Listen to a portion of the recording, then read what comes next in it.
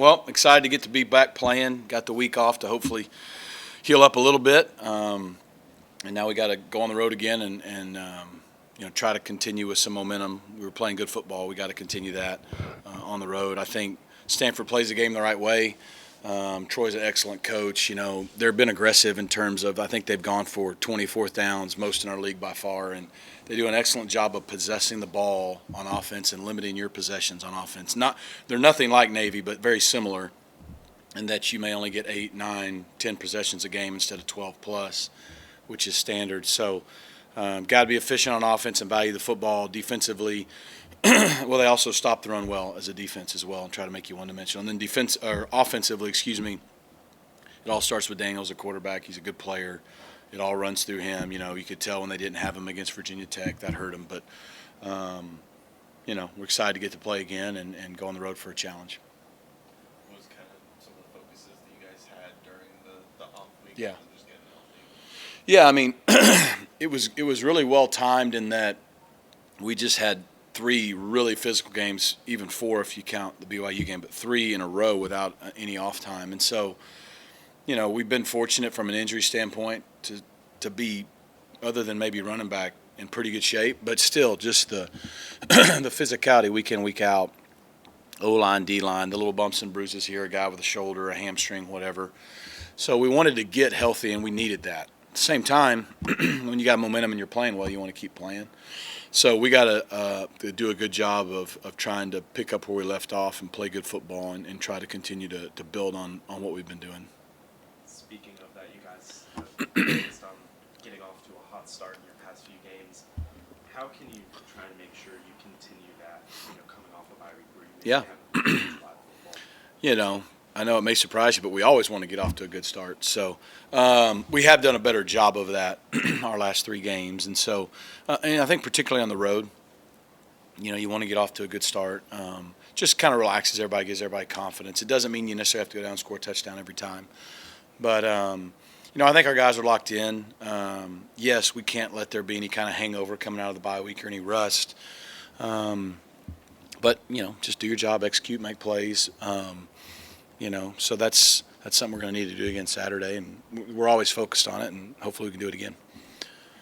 Coach cliche in sports is we take things week by week, but when you look at just the broader scheme of this season, and you've gotten by a lot of your toughest games, you're probably going to be favored in the rest of those that are ahead.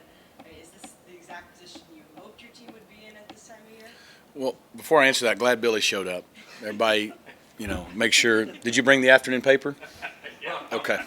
I appreciate the question. It's a great question. I will disagree with one thing. I do not think we've gotten by our toughest games. Yes, preseason hype, we got by our toughest games on paper at the beginning of the year. But now you look, I think 5 of our last 6 opponents have winning records. A couple of them undefeated in conference. Pitt's obviously undefeated. All the teams left on our schedule are playing good football. And look, just week in, week out, it just gets tougher. The way our season has gone, every year you want to try to stay present best you can. And it's hard to do. It's hard to do when you point out things like you just so gracefully did. I'll say that we were favored by double digits against BYU and lost. So, you probably we don't really pay any attention to any of that. So it's out there, but what we did in the last 3 weeks gives us confidence. It doesn't do anything for us this Saturday. We're entitled to nothing. We get nothing for it. We have to go play well. And, we've tried to break our season into 4 quarters because it's just kind of how it works. We won the first quarter 2-1. We were able to go undefeated in the second quarter. We're starting off the third quarter of our season, so it's almost like, man, you came in at halftime to rest up, recharge, regroup. Can you start the second half fast? And in a football game, that happens all the time. Guys come out slow starting the second half, or they don't. And a lot of times that sets the tone for the second half of a game. So we're starting the first game of our third quarter. That's our sole focus.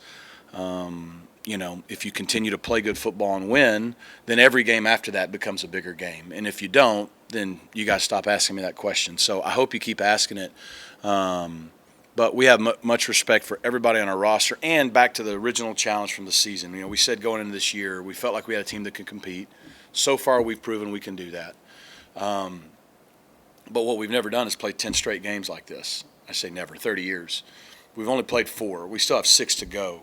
So how does the week in, week out grind affect us from a depth perspective, from a physicality and a health? We have a physical football team. We play physical.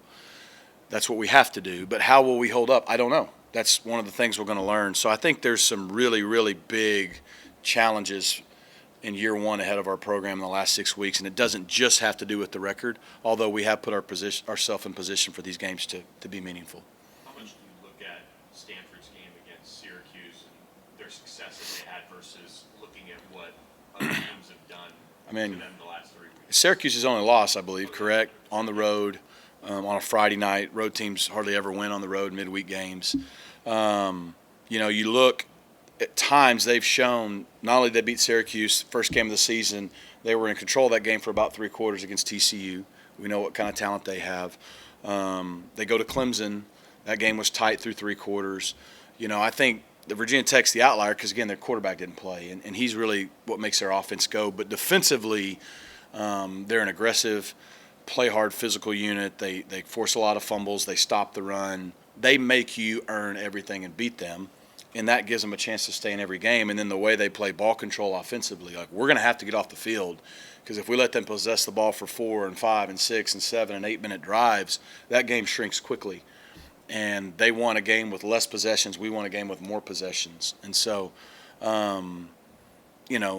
we've all had our games that they go our way and they don't. I think last week, on the road, they're probably going to tell you they wish they could have played better. But you got to look at the history of how they played against an opponent like TCU, how they played on the road against the Syracuse, how they played for 3 quarters at Clemson, and just understand that you have to play really good football. We have to continue to do the formula that's worked for us. We have to be able to stop the run and run the ball. We have to win the turnover battle and win the explosive battles.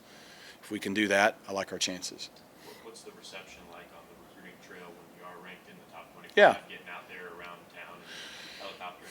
Yeah, it's good. It was good to be out in our city watching some great high school football. I think there's a lot of buzz in the city about SMU, and that's great. That's what we wanted, to be in this position, to be in this league. Again, the best thing you can do for recruiting is win. So, if you let it fizzle out the second half of the season, it doesn't mean we still haven't done some good things, but, people forget about some of that.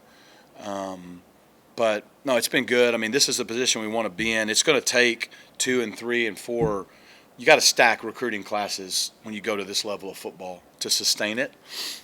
So it's good to show that we belong.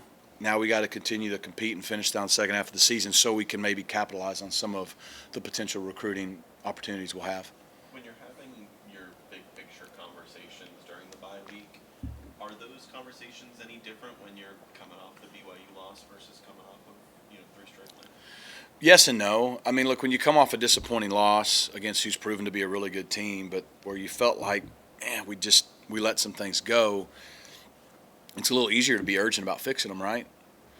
Human nature, when you come off 3 straight wins and you get a chance to pause, it's not like we played TCU, Florida State, Louisville. We had to continually just go to the next game. We didn't have time to sit around other than that night after the game and really enjoy our win. We had to go get ready for someone else. And then when you have a full week to kind of exhale, in some ways good ways, but now and then to your point, you're ranked, and people start patting you on the back and telling you and your team how good you are. Look, our guys have earned that, but with that comes a lot more responsibility and maturity demanded of us, because it's human nature to relax when things are going better for you instead of double down and try to chase a higher standard and try to push through potential complacency in those things. So our guys so far, I think they handled the bye week well. We needed to balance that fine line of getting them as rested up as we can at the halfway point of the season without not doing anything and losing our edge. They got a good weekend to rest. I thought today for a Tuesday, it was a good Tuesday. We were in full pads. We did everything like we normally do on a Tuesday to try to make sure we keep that physical edge that we've had so far the first half of the season. But, yeah, I mean, we're going to learn a lot about our maturity as we go into this next game, coming off a bye after some success. Win or lose, what does post-game from Stanford, after Stanford look like for the team? Yeah, we've gone back and forth. We get to play late on that coast and then late on the next coast the next week. At one time, we'd considered staying the night after the game. But at this point, we're going to come back after the game. So we'll probably get in, 5 a.m. plus on Sunday, probably similar to Nevada. And there's concerns with doing it either way. If you stay, it's out of routine. You get back at like 5 on Sunday. Our guys really going to sleep after a late game? Who knows? Come back, they will have the whole day Sunday, and then the way we do things Monday is physically not a real demanding day for them. There was a little bit of a hangover after the Nevada trip. Anybody who, it's like taking a red eye, But I think by and large, the way we do things, that'll give us the best chance to stay on routine. I have a feeling those guys will sleep a lot on Sunday. It'll probably be harder on the staff than them. Regardless of what you do, it's a lot more fun if you can win. So we need to go get the win, and then it won't be as big a deal. I know you said the coast-to-coast travel isn't as much of a concern, but having all these late games, is that just something new that the teams have to adjust to?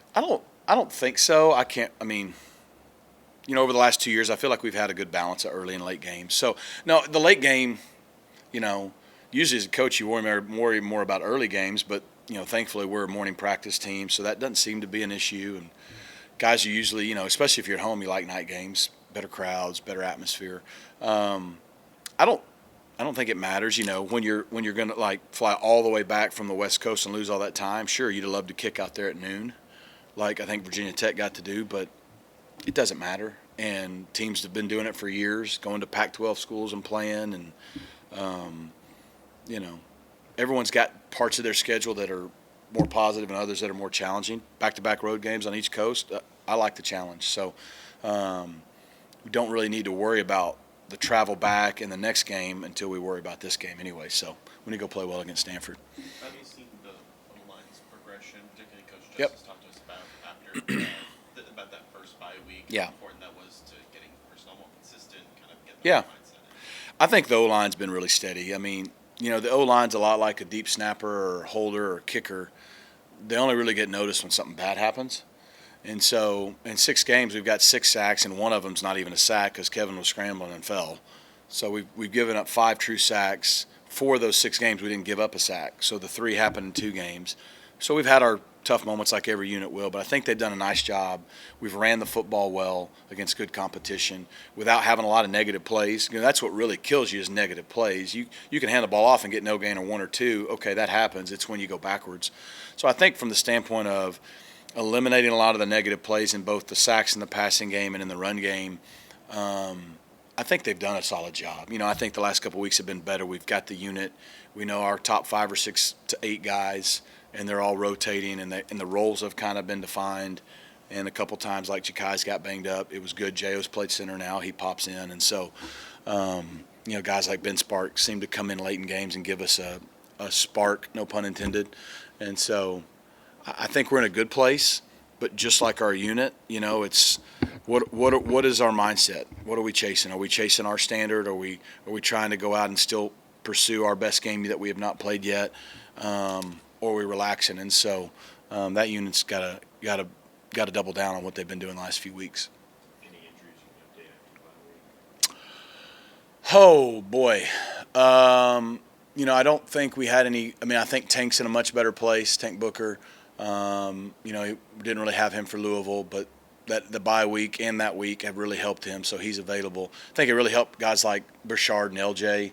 Burchard, you could tell he was really tender on that shoulder against Louisville.